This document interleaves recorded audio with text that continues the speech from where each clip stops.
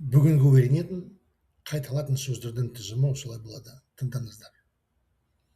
Тыйым, тыю, ниет, ізгі, мәнді, үзу, ысқыру, бір дәрежеде, белгілі, белгілі бір дәрежеде, салдар, сурет болған көрсетейін. Бүгін жаңбыр жауады-ау деймін. Сөздердің тізімін орыс тілінің нұсқасында оқимын. Запреты. Воздерживать, удерживать от чего-либо. Замысел. Благой. Важный, значимый. Разрывать. Свистеть. В некоторой степени. Определенный. В определенной степени. Последствия. Позволь показать рисунок. Похоже, что сегодня будет дождь.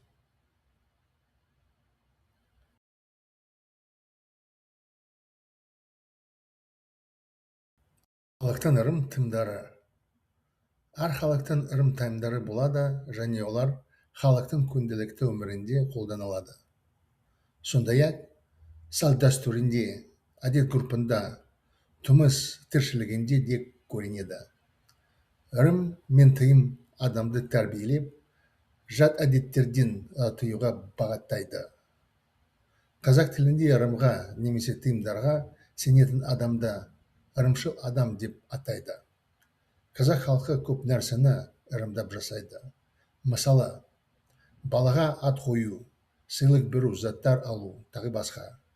Көптеген ата-аналар атақты адамдарға ұқсасын деген ниетпен балаларына олардың аттарын қояды. Тағы бір мысал, қонаққа барған кезде сол үйден бір затты ырымдап алады. Яғни, ырымдау ол болашақ жақсы боласын деген ой.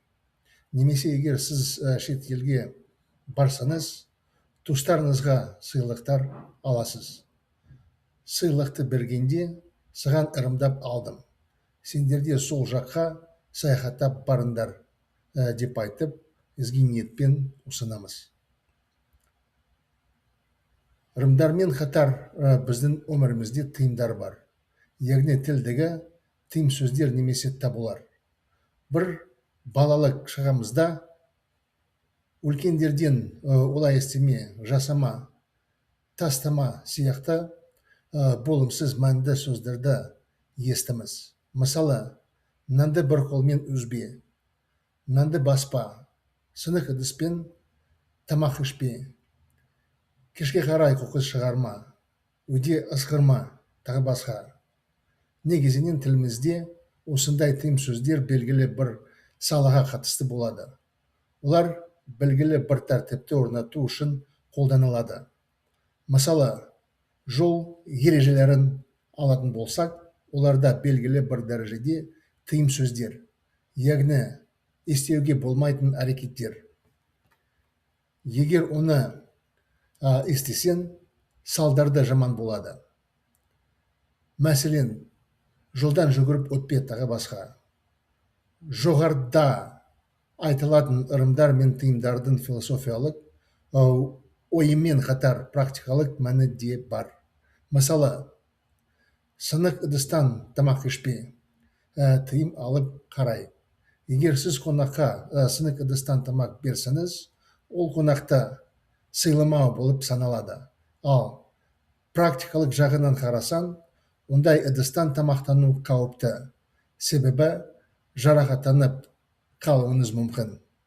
Сондықтан әрбір ырым мен тыйымның екі мағынасы бар: танымдық және практикалық.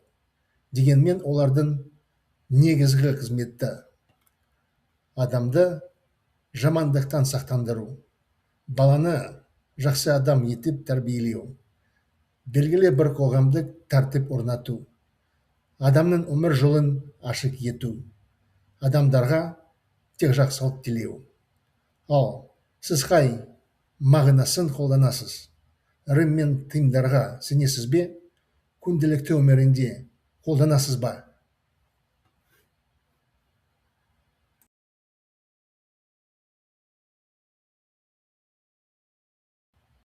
Приметы и запреты народа.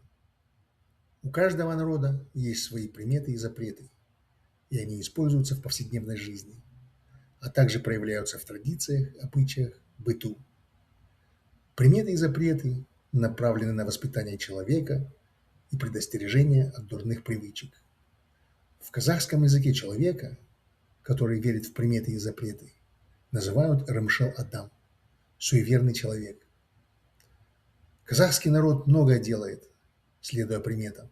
Например, дать имя ребенку, вручить подарок, приобрести вещи и так далее. Многие родители дают своим детям имена известных людей с надеждой, что они будут похожими на них. И еще один пример.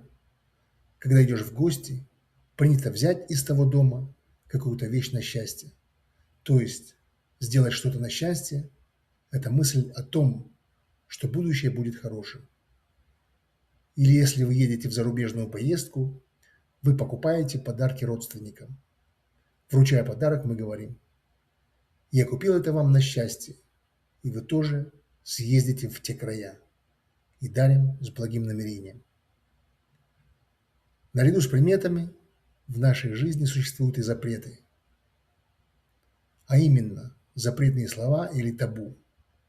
В детстве мы слышим от взрослых такие отрицательные по смыслу слова, как «не делай так», «не делай», «не бросай». Например, «не разламывай хлеб одной рукой», «не наступай на хлеб», «не ешь из битой посуды», «не выноси мусор вечером», «не свисти в доме» и так далее. В основном такие запретные слова в нашем языке относятся к определенной сфере. Они используются для установления определенного порядка. Например, если взять правила дорожного движения, они тоже в какой-то степени являются запретными словами, то есть действия, которые нельзя совершать. Если ты совершишь их, последствия будут плохими. Например, не перебегай дорогу и так далее. Наряду с философским смыслом у упомянутых выше примет и запретов есть и практическое значение. Например, рассмотрим запрет «не ешь из битой посуды». Если вы подадите гостю еду в битой посуде, это будет считаться неуважением к нему. А если посмотреть с практической стороны, есть из такой посуды опасно, потому что можно пораниться. Поэтому у каждой приметы и запрета есть два смысла – познавательный и практический.